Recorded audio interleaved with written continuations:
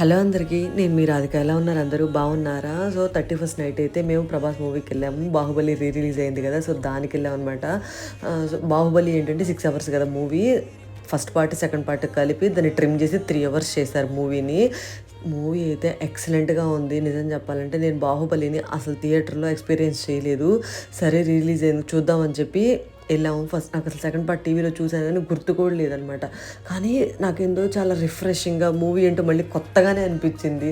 మామూలుగా లేదు. థియేటర్ అంతా అరుపులు, గోల, కేకలే. అసలు ప్రభాస్ గారిని ఆ స్క్రీన్ మీద చూస్తుంటే మామూలుగా లేదు నిజంగా. బాహుబలి నేను ఫస్ట్ అప్పుడు కానీ సెకండ్ అప్పుడు కానీ థియేటర్కే వెళ్ళలేదు, ఎందుకో నాకు తెలీదు. పాన్ ఇండియా మూవీ అయినా సరే వెళ్ళలేకపోయాను అనమాట. అప్పుడు టీవీలో చూశాను కానీ గుర్తులేదు. కానీ ఎంత ఏంటో కొత్త సినిమాను చూసినట్టే అనిపించింది నాకైతే. మాత్రం వచ్చి 10 years అవుతుంది అన్నట్టు ఇలా ఏం అనిపించలేదు ఎందుకనో. కానీ థియేటర్ అంతా ఫుల్ గోల గోల ఫుల్ అయిపోయింది థియేటర్ కూడా. మీరు కూడా